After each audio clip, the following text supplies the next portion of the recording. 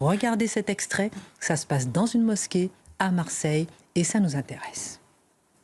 Vous m'avez demandé de vous céder un terrain, c'est ce que j'ai décidé de faire, parce que, et vous n'avez pas à dire merci, parce qu'on vous le doit, parce que Marseille, sans les musulmans de Marseille, ne serait pas Marseille. Notre identité, elle est multiple, notre réalité, elle est multiple, et sans vous, nous ne sommes pas Marseillais. Nous ne sommes Marseille que parce que nous sommes ensemble. Nous sommes des Marseillais que parce que nous sommes ensemble dans nos différences. Et tous ceux qui veulent nous séparer ne sont que les artisans du chaos et du malheur. Alors moi, je vais être fier de faire voter devant le conseil municipal pour que vous puissiez avoir l'extension de la mosquée. Que comprendre, Charlotte Dornelas? On comprend que sur ce sujet, comme tous ceux qui concernent le ramadan depuis quelques jours, il y en a plusieurs qui ont émergé, révèle en réalité de très nombreuses incohérences chez les uns comme chez les autres.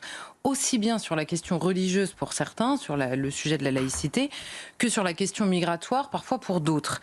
Alors, l'extrême gauche et une partie de la gauche dont fait partie Benoît Payan, qui se bat par ailleurs contre LFI, donc vous voyez que c'est plus large que simplement l'extrême gauche, ou en tout cas la gauche LFI, sont finalement assez cohérents sur la question migratoire, moins sur la question religieuse.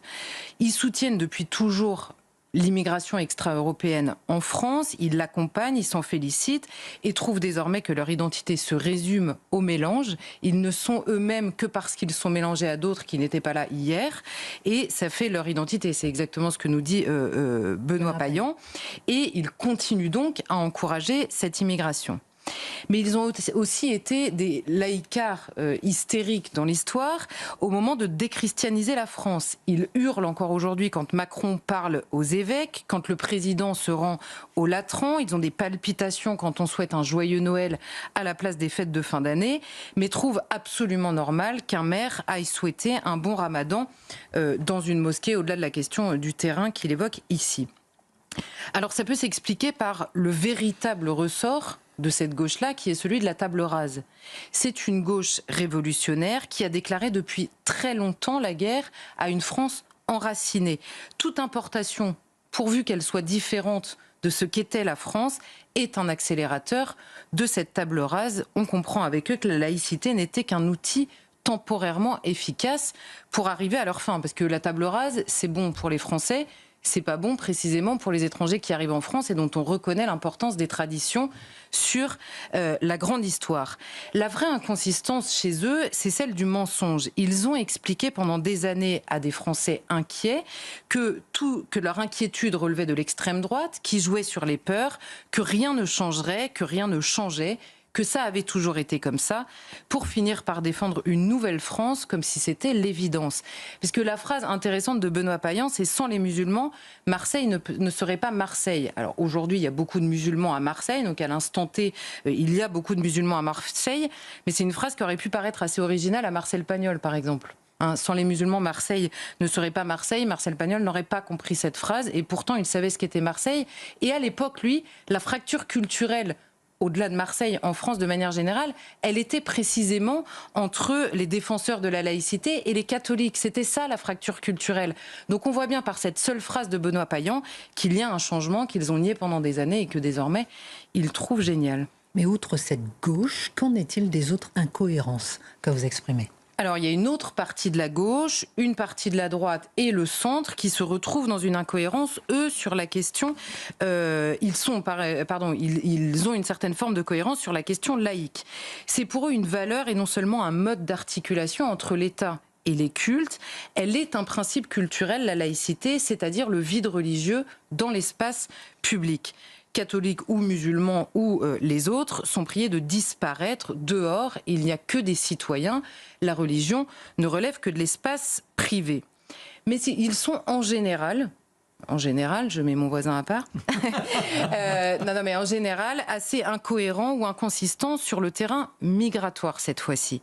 Ils soutiennent parfois que l'immigration doit être contrôlée, souvent que l'immigration illégale doit être combattue, mais ont accompagné et continuent à le faire de manière générale le mouvement d'une immigration qui a été et qui continue à être massive extra-européennes, souvent musulmanes, sans opposition, sans avoir marqué d'opposition frontale depuis des décennies. Et ils se réveillent subitement, outrés que les musulmans qui sont arrivés hier soient en réalité musulmans. Parce que je rappelle à tout le monde que faire le ramadan n'est pas islamiste, c'est pas un ressort islamiste. Faire le ramadan, c'est être musulman, en l'occurrence. Alors là aussi, ça peut s'expliquer par une naïveté conceptuelle qui trouve ces derniers temps sa limite. La laïcité comme mode d'exercice des cultes, comme mode de séparation des affaires publiques et des affaires religieuses peut s'appliquer, quelle que soit la situation. Mais dans la société, les mœurs sont d'abord le fait du nombre. Et quand des millions de gens font désormais le ramadan, ils deviennent des administrés à choyer dans certains cas, un marché à satisfaire dans d'autres et une culture visible par la force des choses. Pour donner un exemple que tout le monde comprendra, 1905 est l'année de la laïcité à la française, c'est-à-dire assez agressive et triomphante, agressive vis-à-vis de l'Église catholique et triomphante.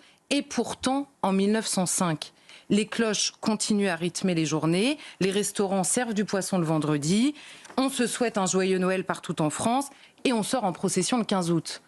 Preuve donc que même au moment de la laïcité triomphante sur l'Église catholique, la culture, le bain culturel adopté par les Français reste celui qui est adossé à la religion catholique. Mais vous ne mentionnez pas le reste de la droite. Qu'en dire finalement ? Alors, le concept de laïcité est aujourd'hui renvoyé à droite, voire à l'extrême droite par beaucoup. C'est objectivement, historiquement, assez comique. Parce que la laïcité est évidemment, initialement, et pendant très longtemps, défendue par la gauche politiquement. Il existe une partie de la droite qui a surtout refusé l'immigration extra-européenne massive, précisément en mentionnant qu'elle aurait des conséquences sur le terrain culturel, notamment à travers l'islam, non pas par détestation, non pas par haine, mais simplement parce qu'il est établi que l'islam est une croyance, mais qu'une civilisation est adossée à l'islam. L'islam est aussi une civilisation et c'est en sus une loi, une manière d'être au monde. Et donc, quand vous faites venir des millions de gens qui portent cette civilisation en eux, sans même que ce soit agressif ou détestable ou menaçant, ils portent en eux un référentiel culturel qui n'est pas le référentiel culturel initial de la France. Alors certains dans cette droite-là ont embrassé depuis l'outil de la laïcité pour freiner, comme un outil politique, pour freiner l'islamisation, mais ce sont bien des ressorts culturels qu'ils combattent, et d'ailleurs les mêmes en général se battent pour continuer à souhaiter joyeux Noël quand les premiers de cette chronique veulent arrêter de le faire, et pourtant tous ne sont pas de fervents catholiques. Mais tous ces hommes-là, qu'ils soient de gauche, de centre ou de droite, devraient comprendre une chose, loin des invectives et des hurlements sur tel ou tel sujet à telle ou telle occasion. Si l'on ne veut pas vivre au rythme du calendrier islamique, il faut éviter de reconstituer en France des sociétés pour qui c'est tout simplement la norme culturelle. Et le nombre sur les mœurs gagne, sans même parler de la question de l'hostilité qui n'est pas du tout le ressort premier. Et si l'on ne veut pas fracturer la société, comme nous le dit Benoît Payan, parce qu'il ne veut pas séparer la société, mais il veut quand même séparer la société de ceux qui aimeraient avoir une continuité historique ou culturelle. Donc il a aussi sa séparation à lui, entre guillemets. Donc si l'on ne veut pas fracturer la société, il faut éviter de balayer d'un revers de main la réalité de l'attachement culturel, qui est encore le meilleur moyen de préserver une harmonie populaire, une harmonie dans un pays, à moins de franchir l'étape de la fracture pour accéder à la suivante, qui est celle du remplacement. C'est ce qu'a choisi Jean-Luc Mélenchon ces derniers jours.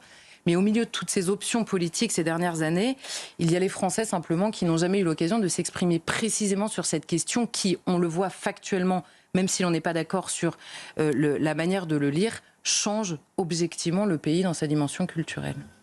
Merci beaucoup Charlotte Dornelas pour cette analyse.